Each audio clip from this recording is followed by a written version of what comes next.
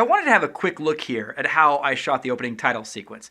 I thought it was a fun little project and it was a little unconventional, so I thought I would share. I was inspired by the way that the paint looked up close when we painted this large mural for the council scene. Also, when we settled on burlap for the wardrobe and then again on the set dressing, I kind of felt that burlap epitomized this entire world. So it made sense to me to have the opening title set in front of this material. The first thing I did was lay out the big mural on the floor. I decided that the beginning of the film should feel stark and evoke the loneliness of Cordelia right from the outset. So I decided to light the mural with natural daylight as opposed to warm tungsten lights. I opened the blinds and lit this only with incoming natural daylight. The burlap is mostly white, and I wanted to use fast prime lenses to get a shallow depth of field, so we didn't really need too much light.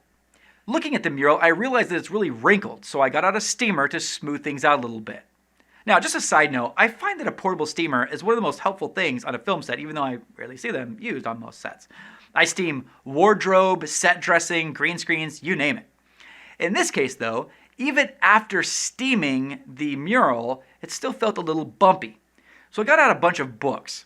Now, I actually authored these books, because when you write a book, the publisher gives you like 25 copies. What am I going to do with 25 copies of my own book? Well, I'll tell you what I did. I used them to weigh down this mural for the opening credit sequence of The Assurance. That's what I did. That helped smooth out the wrinkles in the mural even more.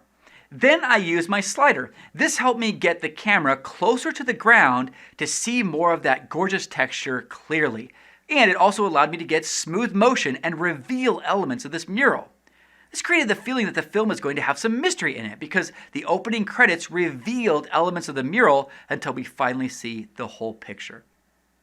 For the penultimate shot in the credit sequence, I wanted an organic lens flare. So I used a flashlight on the ground pointed towards the camera lens in order to create a real flare.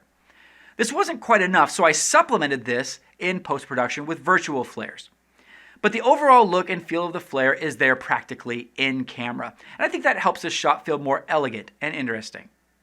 I also filmed these at 30 frames per second so that the motion was a bit more fluid.